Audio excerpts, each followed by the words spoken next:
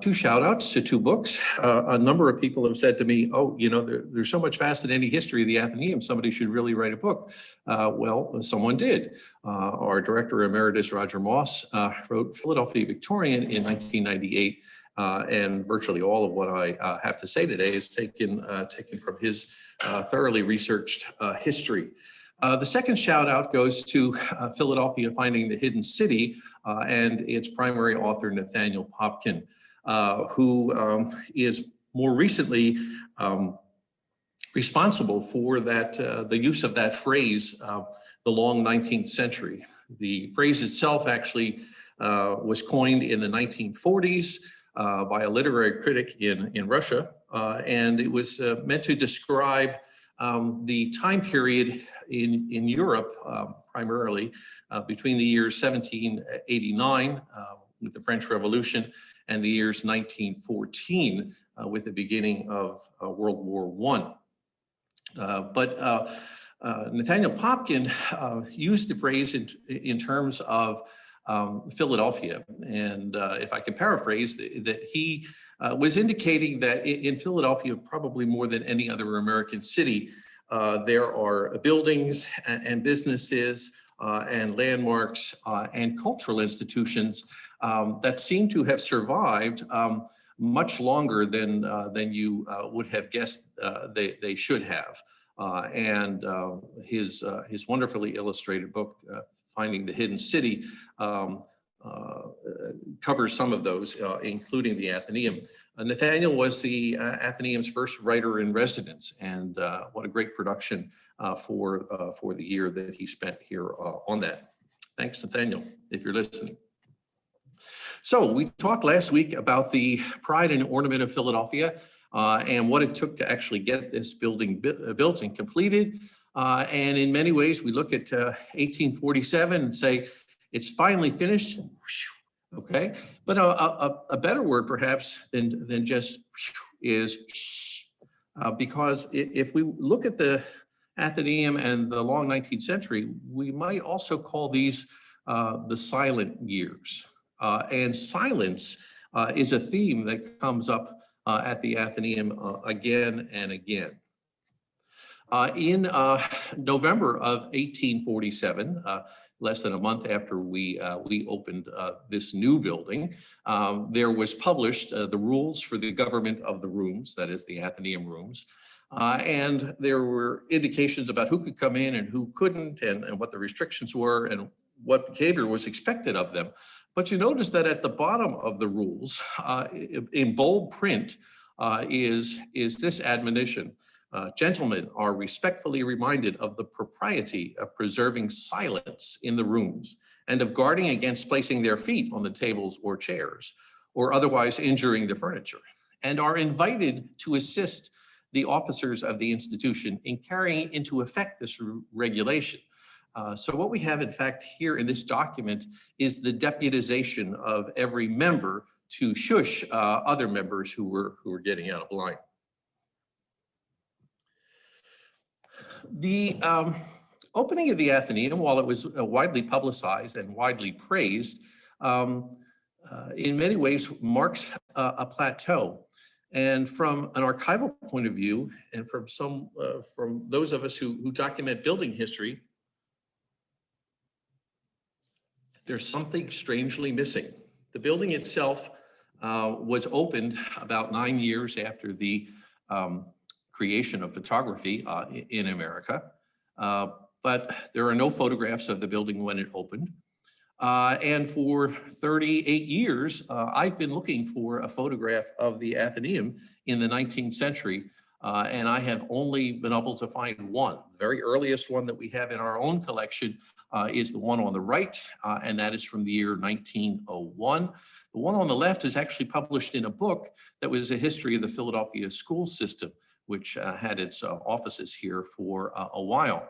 So it's not really a photograph, but it's clearly a print from a photographic reproduction. So fully 50 years went by and nobody took a picture of this building, which makes you wonder why. We have scanned or we have scoured other institutions' photographic holdings, And anybody who can find me a photographic image that was taken of this building inside or out between 1847 and 1897 will be rewarded with a tall, frosty beverage of your liking. Interiors are a different animal. Interiors were a whole lot harder to shoot than exteriors, primarily because of the difficulty of lighting. So the earliest known interior image of the Athenaeum was published not in a Philadelphia work and not in an American work, but in a British magazine, the title of which was Indoors and Out. And in this magazine, which was sort of a country life light, if you will, there was an extensive article on the architecture and design of great libraries of the world. And so there are images of the Bodleian and the library at the Fontainebleau Palace and the Trinity Library at Oxford in England and about a dozen others. The only American library that shows up is our own reading room. The news had certainly gotten to Great Britain about what a marvelous place this is. And Jill keeps a copy of this image on her desk so that if you want to take a look at it sometime, the remarkable things about it, even in its somewhat grainy black and whiteness, is the number of objects that are clearly still in the room today, 113 years after this image had been taken. Again, if you can find an interior view of this building before 1906, I would be very, very pleased. So in 1875, about 38 years after we had opened this building, there was an article in a newspaper here in Philadelphia called the Sunday Dispatch. And it described described the Athenaeum. It's worth quoting in full here because those of you who know the Athenaeum either as members or visitors or staff will find some familiar themes. So I'll ask your indulgence while I read this article. Again, this is from 1875, a newspaper account entitled "The Public Eye." In 6th Street, below Walnut, stands a building of solid and highly respectable appearance. And of the 800,000 inhabitants of Philadelphia, it is safe to say that at least 799,500 have not the least idea of the objects to which it is devoted or wherever within its walls. It is the home of an institution dedicated to the goddess of silence. It has a fine, large reading room. A dozen white-haired old gentlemen will be noticed sitting around tables with the utmost gravity and with persistent muteness, apparently engaged in reading. The turning over of a leaf of a book or of a paper makes such a noise, comparatively speaking, it rolls through the room like thunder and startles each venerable figure with the uproar. In an adjoining room, other curious old figures will occasionally be found sitting at chess tables, studying the positions in thoughtful silence, and moving the pieces once in a while with carefulness so as not to set them down in such a manner as to make any noise. The library seems to be a place of solitude. The footfall of the stranger awakes the echoes, agitates the cobwebs, and brings forth the somnolent spider to ascertain the cause of this unaccustomed hubbub. This curious place is known as the Athenaeum. It is, metaphorically speaking, a relic of the fossiliferous era. It was highly respected when it was instituted, and age has added to its dignity and venerable character. Its membership has been select, and nobody has known anything about it except its limited circle of members. It would be highly indecorous for us to have ventured to say as much as we have if it had not been for the late development of some curious and astonishing incidents.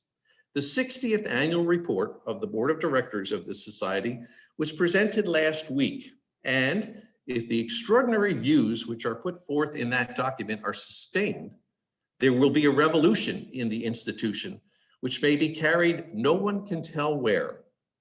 The report contains the following suggestion: the subject of procuring more books, and so by offering to all, and to the young especially, a fair proportion of new books published, rendering our rooms more attractive and useful, is one which must again be called to your attention. Possessing as we do an edifice and rooms unsurpassed for cheerfulness, beauty, and convenience in any building of similar use in any city, it is believed, in the world, it is obvious that a very small investment of an additional few hundreds of dollars a year would add greatly to the advantages of the society. The introduction of young people to the Athenaeum and offering to their attention a fair proportion of all the new books published so as to make the rooms more attractive and useful will be recognized to the outsider as a very good thing. But how the conservatism at the Athenaeum will take it, we can scarcely predict. That institution has for many years exclusive or supposed to be so. No efforts having been made apparently to increase the membership, in which particular its course has been remarkably different from that pursued by the members of the Mercantile Library Company. If the Athenaeum is really going to wake up and make itself attractive to young people and introduce life, laughter, sociality, and flirtation within its walls, we shall feel obliged to congratulate the old fellows on their efforts to regenerate themselves. Although the rheumatism and gout of 60 years of respectable existence has hitherto prevented them from appreciating the benefits of juvenile society. So less than 30 years into the new building, the Athenaeum is already a caricature of itself, a place that is a place of overwhelming silence, a place that is looking in on itself, a place that the overwhelming majority of Philadelphians have no idea of what goes on there, and a place that is somewhat rheumatic in terms of its acceptance of change. So we'll talk a little bit about some of the external threats that came to the Athenaeum in the long 19th century. And we didn't have to wait very long after the building was opened to find out about those who would change it and perhaps shut it down forever. The first one came in 1854, just a mere 7 years after our new building opened. And the federal government of the United States came to the Athenaeum Board of Directors and offered to purchase the building. It was expanding the federal courts, the United States courthouses in Philadelphia. There was already one built on Independence Square behind Congress Hall. The building that you're looking here is on Chestnut Street. You can see on the left there is just the corner of the Second Bank of the United States, and you can see the steeple of Independence Hall across Fifth Street just down the way. This is the building that the government ended up building, but they did offer to buy the Athenaeum and were rejected by the Board of Directors just 7 years after the new building had been completed. The building on the right is the Mercantile Library, which was mentioned by that cheeky newspaper writer. And in 1861, the Mercantile Library came to the Athenaeum with a proposal of merging the two institutions. And they would merge those institutions in the Mercantile Library's building. In fact, they had outfitted the third floor of the Mercantile Library for a newspaper room, which was one of the biggest draws that the Athenaeum had. And of course, this wonderful Greek Revival building was opened in 1845 to sort of catty corner across Fifth Street from the American Philosophical Society. And it must have been a little disconcerting to the Athenaeum members and especially to the Athenaeum directors who were in our rooms in Philosophical Hall watching this new building go up. And it was completed just as our ground was being broken. And of the libraries in Philadelphia, the Mercantile Library would present the greatest threat. So our directors chose not to accept their offer of merger in 1861. In 1870, this is not a direct offer, but we can't imagine how the Athenaeum would have fared should the citizens of Philadelphia had voted in 1870 to put the new city hall on Washington Square. There was a plan to build John MacArthur's wonderful Second Empire building either wrapped around Independence Hall on Independence Square or directly on Washington Square. And there were a lot of people who didn't want to see City Hall built on Center Square because that was so far away from the primary business of town. But we can imagine staring out of our balcony window in our newspaper room across 6th Street at the second floor of that massive Second Empire building. So we can only imagine what might have happened to the Athenaeum had we been facing that monolithic structure beginning in the 1870s. In 1894, the syndicate of the company that was building the Bourse here in Philadelphia had considered a site for Washington Square as opposed to North 5th Street, where it ended up being built. And they approached the Athenaeum about purchasing a building, presumably for demolition, so that this site on Washington Square could be used for that. The board gave serious consideration to their offer at the time, but ultimately the indication from the minutes, if I recall correctly, indicated that it was the Bourse that withdrew their offer, not the Athenaeum. 1914 represented the centennial of our institution, and when we had our bicentennial about 7 years ago, my colleague Mike Seneca scoured the minutes from that year to see what sort of celebration there was for the centennial of this fine institution. There was none. There wasn't even a board resolution saying what a great job we have for 100 years. But the big item that showed up a number of times in the minutes for 1914, our centennial year, were discussions with the Biblon Club to either merge or to sell the Athenaeum building to them. The Biblon Club was a club of book lovers and collectors founded in 1893. And I know that many of you will say, well, that's the Franklin Inn Club. Well, that would become their ultimate home. They would meet there from 1923 on. And they are still in existence.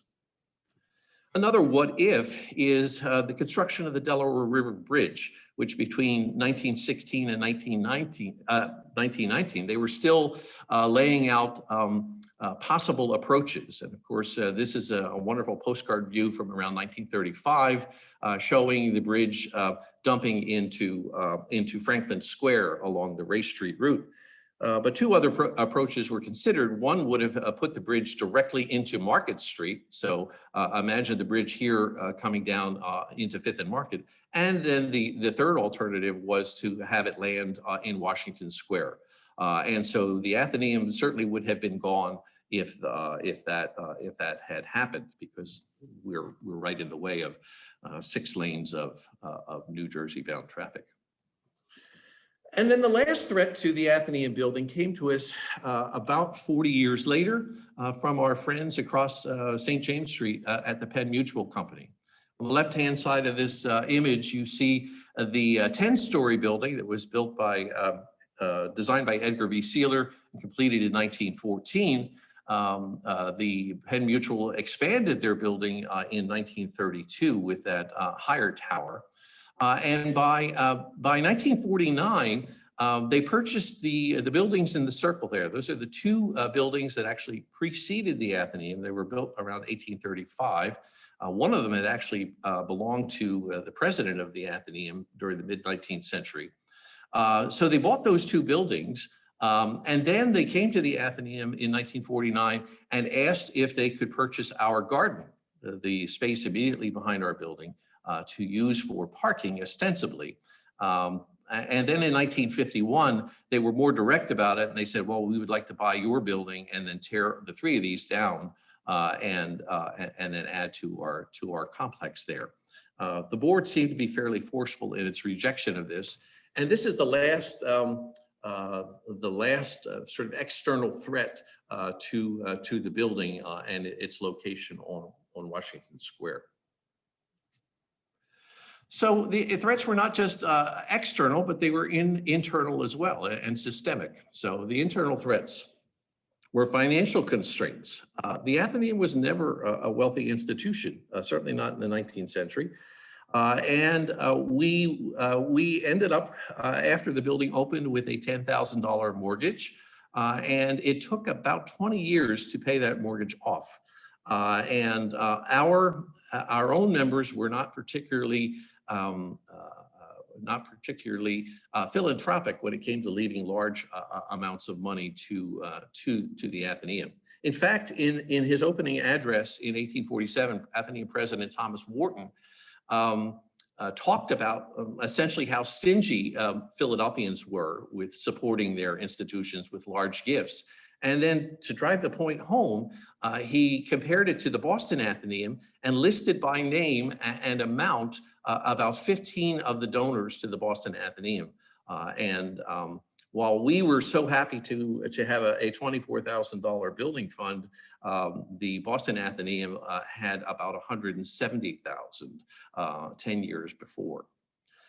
In addition to the problems of finance were an institutional inertia and a dwindling aging membership, as so graphically described in that wonderful newspaper article from 1875. So that by 1860, the number of shareholders that we had actually decreased, and we only ended up with having about 300 shareholders by the 1860s, and they were not being replaced faster than they were dying. And then lastly, it was the failure to compete with other libraries in Philadelphia. And so how did our sister institutions fare at the same time during this long 19th century? Well, there we have the Library Company of Philadelphia, founded by Ben Franklin in their original library hall. They decided to build a little summer place for themselves, thanks to the bequest of the Rushes and the Ridgeways in the 1860s. This is the 1868 Ridgeway Library at Broaden Christian Street. It's sort of the revenge of the Greek revival, designed by Addison Hutton, Quaker architect. That place in the country was a little too remote even for the library company. And while they had this building open through the 1960s, it was too far from town for most of their members, 7 full blocks south on Broad Street. And so you had the building on the left, which was called the Philadelphia Library, owned by the library company, built at the northwest corner of Juniper and Walnut Streets. You can see the brand new Bellevue Stratford Hotel in the distance. This was designed by Frank Furness and opened in 1881. But the library company, the oldest library in Philadelphia, certainly did not hesitate to embrace the modern, and almost catty corner across the street from the old library building was the new one, done in 1964 by architects Carroll Grisdale and Van Allen, and that's their current home. So back to the Mercantile Library. Again, this is the shot just steps away from Independence Hall and Philosophical Hall. You can see that that's a December 1858 image. The architect of that building was William Johnston, who also designed the Jane Building over on Chestnut Street. But even with its newly modified building, the Mercantile Library needed more space. At the same time that the Athenaeum had 300 members, the Mercantile Library had 10,000 members. We had about 20,000 books in our collection. The Mercantile Library had about 170,000 at the same time, and their circulation numbers were proportionately higher than our own. And so in 1874, the Mercantile Library Company purchased an old farmer's market building on 10th Street between Market and Chestnut, and then hired the firm of Furness and Hewitt to alter the market for library space. And so you had this enormous barn of a building that extended almost a full city block between Market and Chestnut.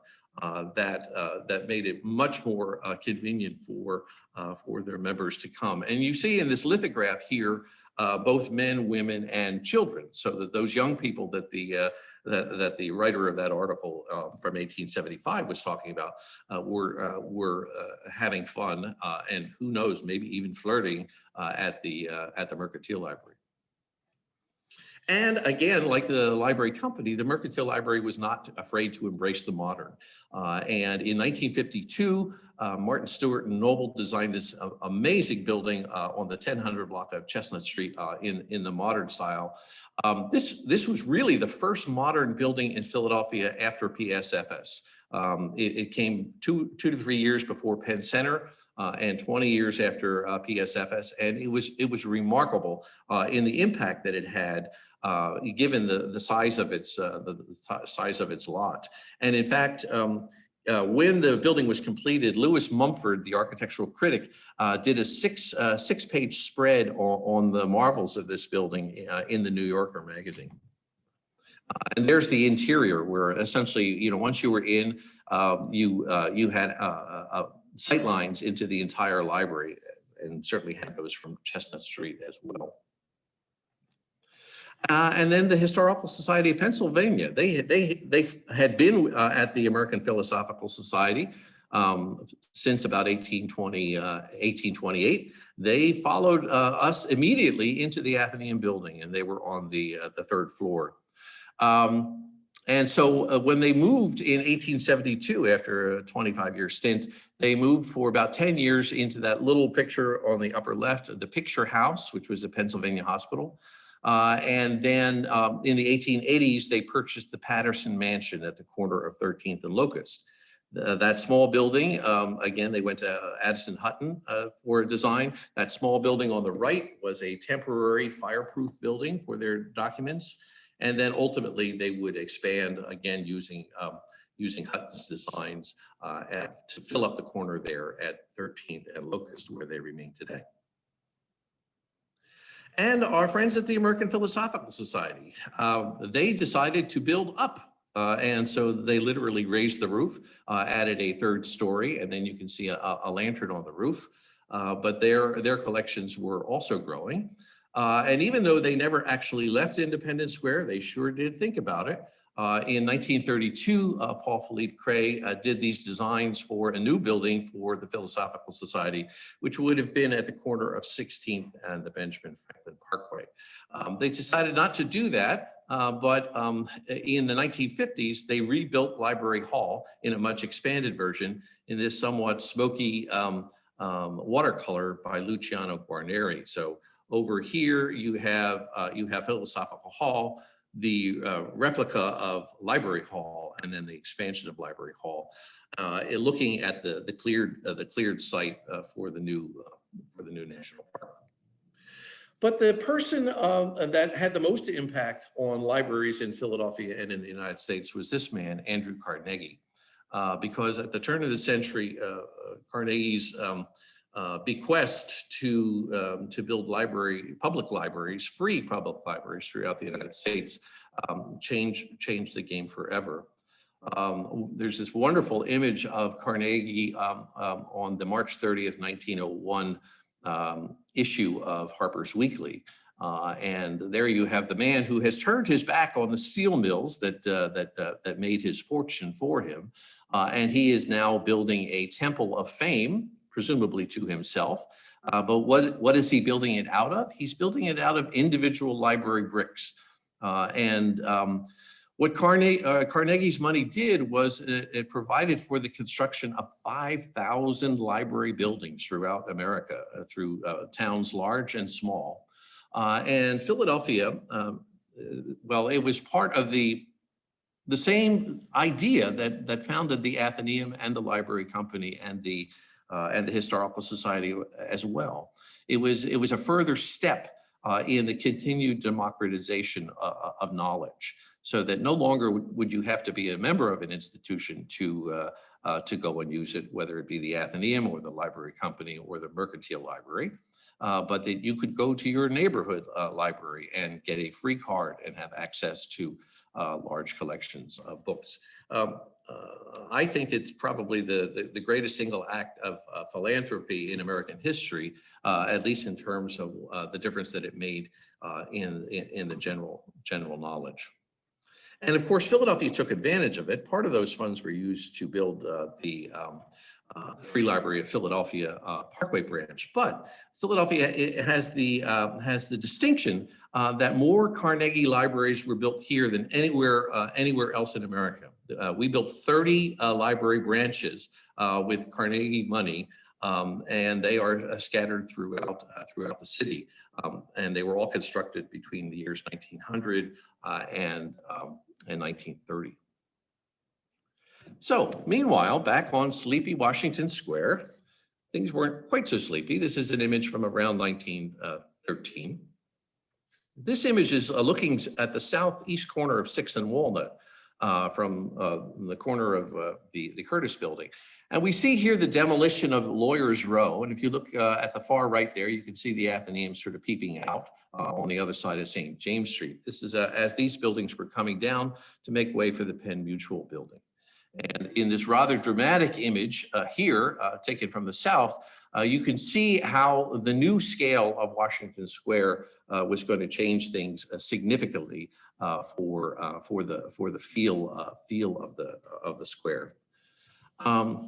This detail of a map from the Bromley Atlas of 1922 indicates the sort of mixed use of the neighborhood, not just for high-rise businesses and traditional old cultural institutions. But if you look immediately behind the Athenaeum, just on St. James Street, you had a cigar factory, a paper box factory, and a lead works. So if any of you are out there listening, live on Randolph Street, or St. James Street, and you're wondering why that smell of tobacco is lingering, that it may be from that cigar factory.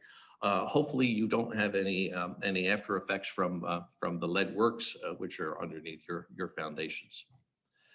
This is a view from the top of the Penn Mutual building, looking at the Curtis Publishing Company around 1930. Again, this incredible change of scale. If you look at the 700 block of Walnut Street to the new steel constructed high rises, the Curtis building here, the NW Air building on the 7th Street side. And then at the corner of 7th and Locust, the W.B. Saunders Publishing Company. Washington Square essentially became the center of the publishing industry in Philadelphia. And directly opposite that, the Roman Haas office building. And F. Otto Haas became a member and then a board member of the Athenaeum and board president for many years because the Athenaeum was a convenient and quiet place for him to come to get away from the office. In the corner, southwest corner of the square is the Farm Journal building on the left. Then on the corner, the Lee and Feberger building, which is a tip of the hat to the architecture of the Athenaeum, both in scale as well as detail, designed by E. Nelson Edwards around 1926, and the Lippincott Publishing House, just 2 doors down from us, built in 1901 by William C. Pritchett. So how did the Athenaeum survive the long 19th century? Well, poverty is often the friend of preservation. When your pockets are not deep, it's not easy to find the funds to modernize a building, and it's even harder to find the funds to underwrite a brand new building. And so maintenance gets deferred, sometimes for years, sometimes for decades. And while deferred maintenance is not a good thing, it keeps a lot of original fabric from being torn out as times and styles change. But most importantly, I believe, in terms of the survival of the Athenaeum through this time period, is the fact that our building had tenants. There were 6 rooms on the first floor and 13 rooms on our 3rd floor that were designed to be rented out as office space. And even while our membership was diminishing, those rents continued to bring in a steady source of income. Let's just review some of the tenants that have been in the building, grouped by classification. So in terms of government, the entire rear of the first floor, those of you who are familiar with the Athenaeum, from the ladies' room back to the back of the building, was rented out by the controllers of the public schools from 1847 to 1876. They were our longest tenant, and Dr. Wharton, in his opening address, mentioned this, that while we were sad to lose the lecture hall that had been designed for this space, they were very happy to get the $3,000 a year rent from the public schools. We also were the home to the British consulate for some time, and also to the Venezuelan consulate. In terms of the architectural community, the Philadelphia chapter of the AIA had their offices on our third floor from 1871 to 1876.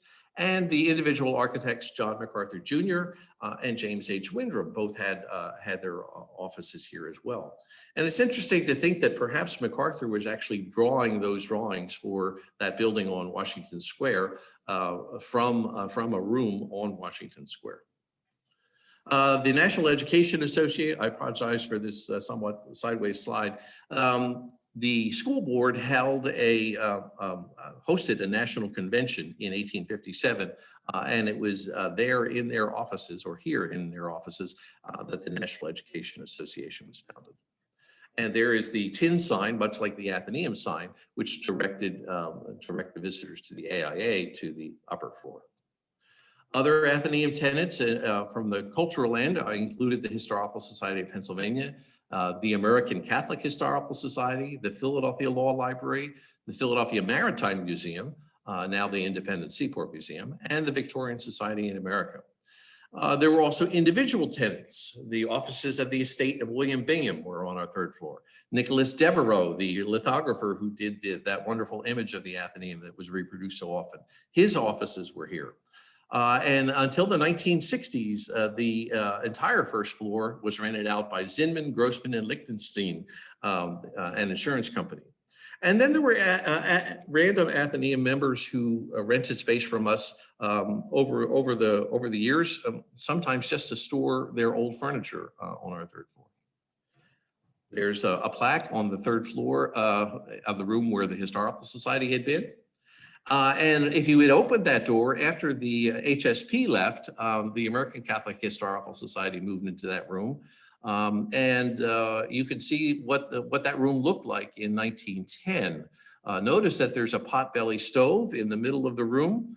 There was no central heat to the third floor. There still isn't.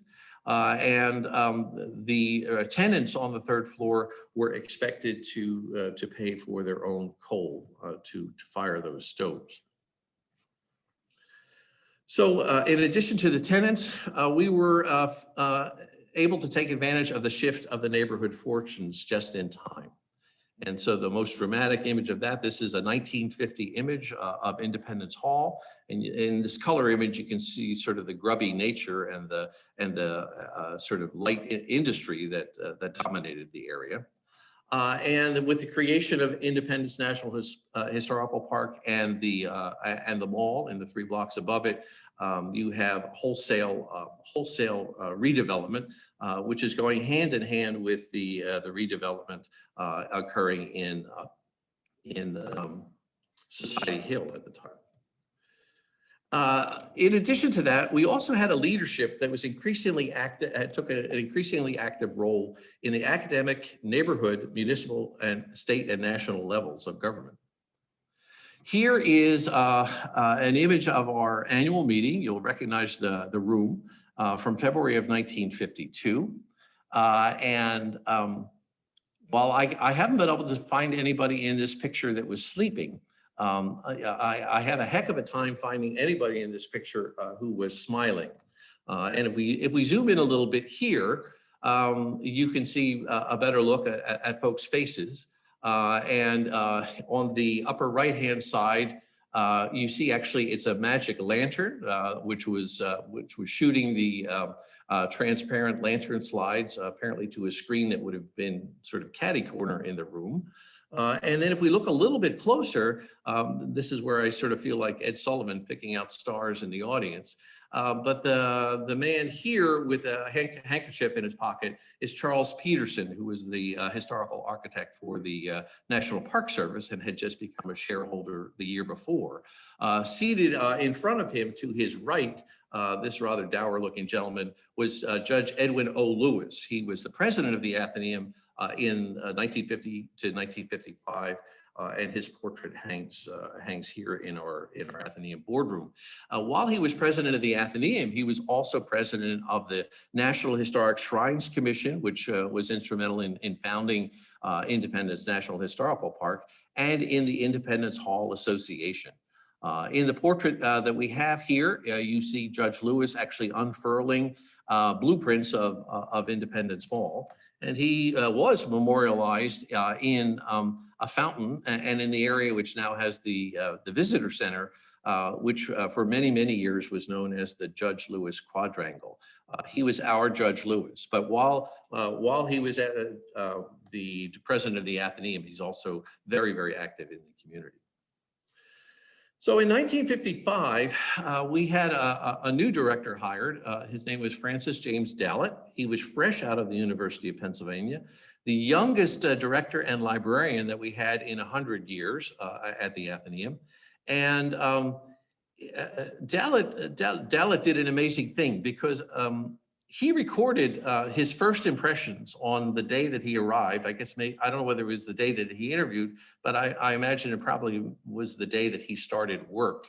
And he wrote several pages about his impressions of the building. And then he also took snapshots. We can see him perhaps with a brownie, which had been left to us.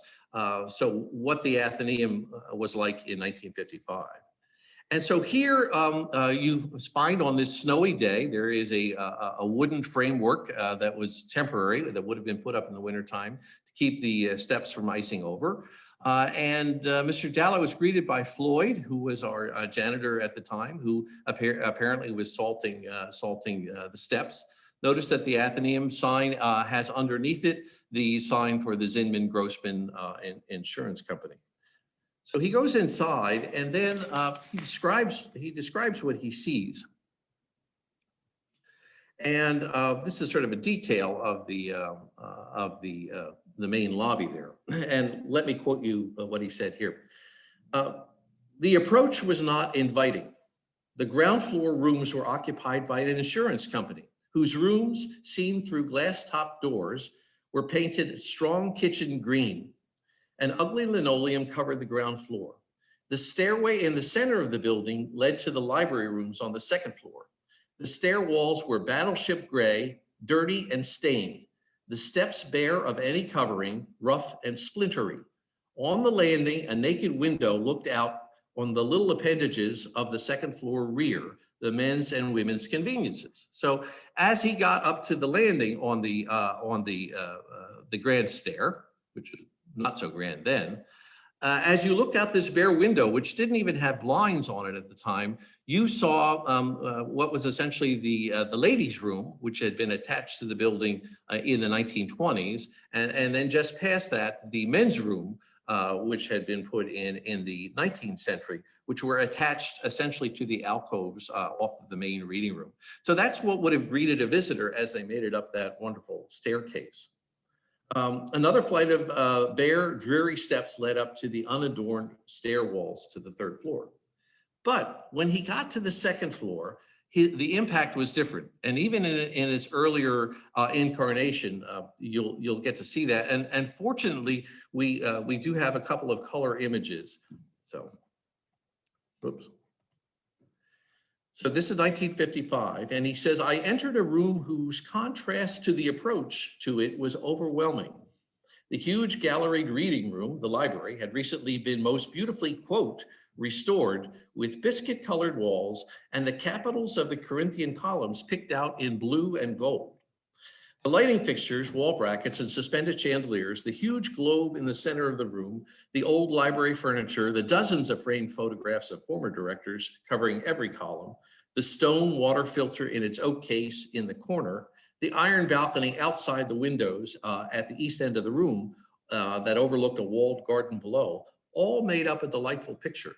So he had to come through some pretty grim areas, and even in this somewhat garish color scheme, by our eyes, he was pleasantly surprised.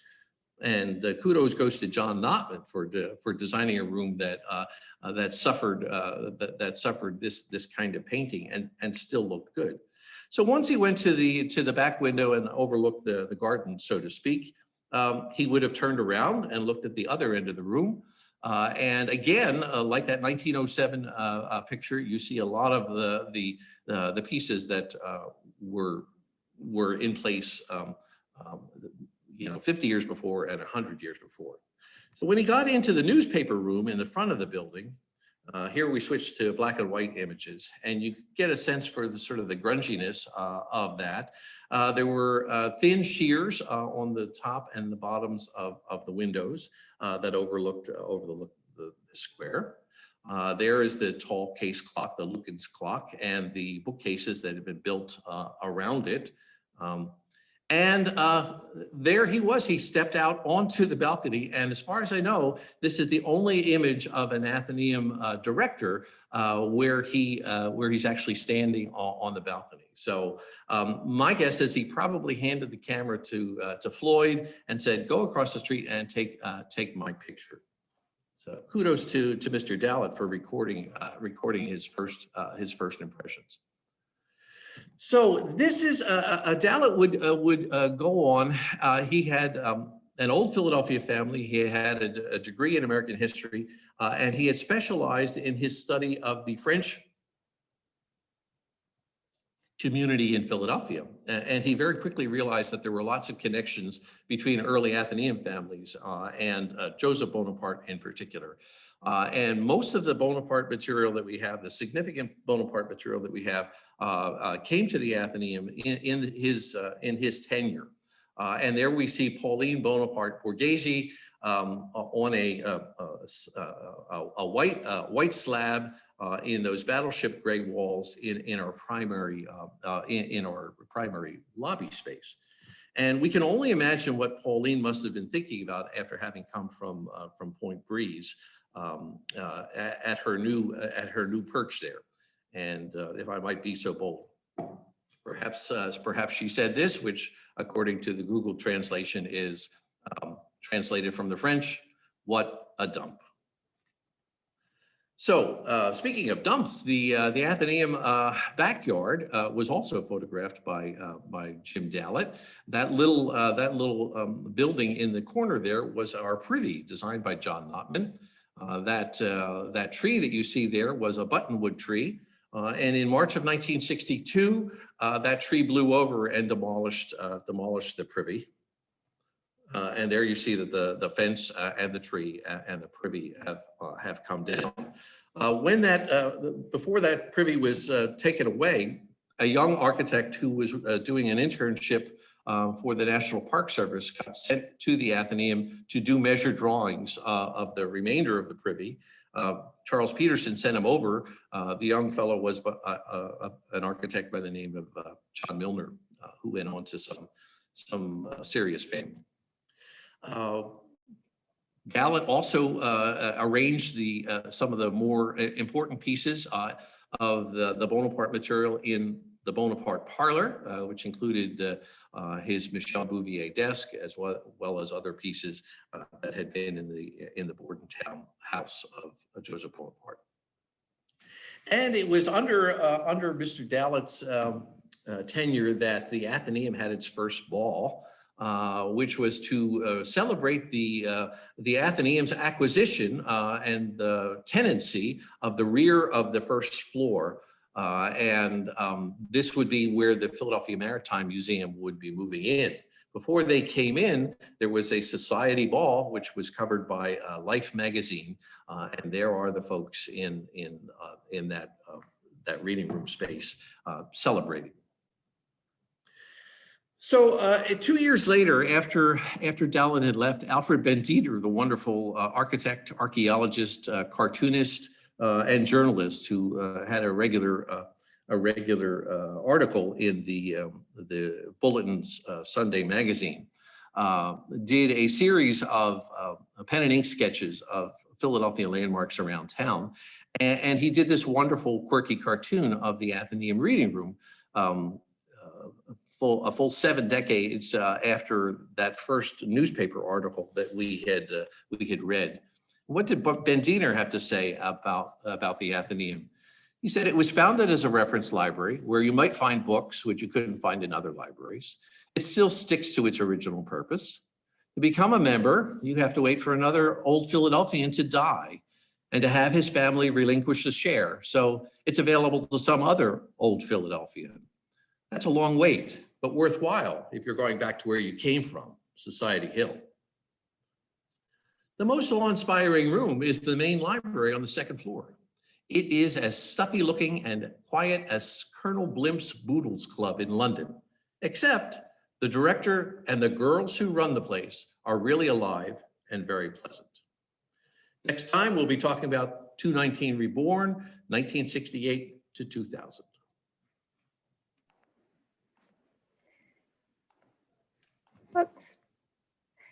Thank you, Bruce. This has been wonderful. We have time for a few questions, and it looks like quite a few have come through. So are you ready? Got your answer cap on, Bruce? I don't know it. I'll find it out. Stephen started off bright and early with a question, wondering how the 1907 publication you referred to defines a, quote, great library by the collection, the staff, the architecture, and what would you say set the Athenaeum apart from any other American institutions at that time? It was primarily the design of the library, and the gist of the article was that if you had a house and you were designing your own library, there were certain principles that you would want to follow in terms of lighting, in terms of the arrangements of the shelves, the type of wood you should use for the shelves, how those shelves should be supported, making sure that you had drawers at the bottom of them. So there were a lot of very practical questions, and then they illustrated them with some of the best libraries in the world. So Jill has made a scan of that particular article, and we can make that available on the website if you'd like. But the Athenaeum's the only American public library. There was a residential library in Detroit that was featured in that article, but it makes you wonder, what the connection was. I can quickly answer. Ken was wondering how many shareholders we have today. We have about 900 shareholders and hope to keep expanding. You no longer have to wait for somebody to die. Right. Thank goodness. But the lovely thing is, even when you're alive, if you get to a point when you can no longer take advantage of the Athenaeum, you may pass your share on to a family or friend. So our shares live on. So Charlie's wondering 2 questions. First, did the National Park Service mandate the dismantling of the 3rd floor of APS after it took possession of Independence Square, and what year would that have been? Well, as they say on Facebook, it's complicated. So APS is a private organization with private property that happens to be on a site that is owned by the city of Philadelphia, but now administered by the National Park Service. So I don't think that they would have forced the APS to do that. My guess, the renovation to Philosophical Hall I believe it occurred before the creation of the National Register. So there would have been no legal way to compel the Philosophical Society to do that, particularly for private property. But I should say this, that beginning in the early 1950s, the Philosophical Society worked hand in hand with the creation of Independence National Historical Park, and they also provided documentation for buildings throughout the park for the historical architects that were working on that. So, and they published a wonderful compendium of essays, of which one of our Athenaeum board members wrote a piece in 1952 called Historic Philadelphia. And one of our board members, Robert Smith, wrote an excellent history of the Athenaeum. So I'm sure that they were not compelled, that they were really kind of leading the way. So Adam asked a very, very important question, which if we don't have the answer is something that we need to find the answer for our historical record, wondering if Floyd the janitor has a last name. I'm sure he does, or did. I know who to ask. No. Great. Yeah, he has, and this is as a thank you, Adam. You know, as he says, he's come across a lot of pictures in his research where Black people are only mentioned by their first names in a patronizing manner. So thank you, Adam, and that's something for us to do to make sure that we recognize and the full names of those who have served us. Absolutely. That's wonderful. Stephen, the early episodes are available on our website, I believe on our YouTube page. Vic would like to know more about the historical connection of the Bonaparte family to the Athenaeum. Well, Bonaparte was a visitor to the Athenaeum rooms when we were in the Philosophical Hall. But one of the Athenaeum members, a fellow by the name of Joseph Hopkinson, essentially became his agent in America early on. He was also very good friends with one of our early presidents, Stephen Duponceau, who was also on the board and actually president of the American Philosophical Society. So there were a number of different Athenaeum families and member families that had close association with him. And when Bonaparte went back to France, the contents of the Point Breeze house in Bordentown were sold at auction, and many of the things that were sold from the Point Breeze house ended up in the families of Athenaeum members. I'm not an expert on Bonaparte, but there are people here who are, and I can refer your questions to them. So Sarah asked a question, and there's some questions here, which on March 9th is the 4th of the 4, and Bruce will take us into the 20th, 21st century.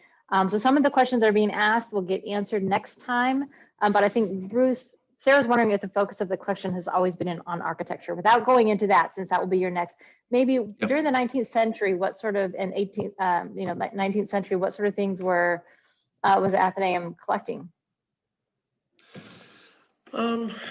We were known for our periodicals and for our reference works, and so that included newspapers. And one of the things that they talked about was that we took dailies, weeklies, monthlies, and annuals. We kept bound copies of the archives of the state of Pennsylvania. And things like that. There were atlases and charts that were kept here, but then there would have also been there would have been a lot of books on temperance, and despite an early prohibition of talking about politics or religion in the Athenaeum reading rooms, there were plenty of political and religious tomes in our collection, both periodical as well as books, and they spanned the gamut of certainly of Christian religions as well as Jewish also. So and the political things. There were in the time leading up to the Civil War, there were abolitionist writings here as well as Southern conservative writings. So Rebecca's wondering if we collect British periodicals, and wondering if we would have, for instance, early serials by Dickens. The Dickens question would be one for Jill. I don't want to answer that one incorrectly since it's fairly important. But I know from firsthand experience, because I moved a number of them, that they did subscribe to a number of British publications. I'm thinking of the Edinburgh Review, Pall Mall Budget, and there were others. There were others as well. I would think that we had a complete run of the Edinburgh Review, which had both cultural as well as religious topics in it. Carol's, we're curious about why the membership of the Mercantile Library was as large as it was. That's a good question. I need to do more research about that. But they were the big kid on the block in terms of membership and outreach. Certainly compared to the Athenaeum, but also compared to the Library Company and the Philosophical Society as well. It may be that they had, because they were newer and I'm not really quite sure, but they definitely had an outreach, and it was not free, but it was reasonable, and they didn't throw stumbling blocks in the way to get people to come in and use their collection. And I had never really thought about it before, about how their building was up and completed on 5th Street, while we were still trying to get ours going. And I can't imagine that it didn't frustrate the people in the Athenaeum rooms about that. But certainly throughout the 19th and through most of the 20th century, the Mercantile Library merged with the Free Library of Philadelphia in 1989. So it's really relatively recent.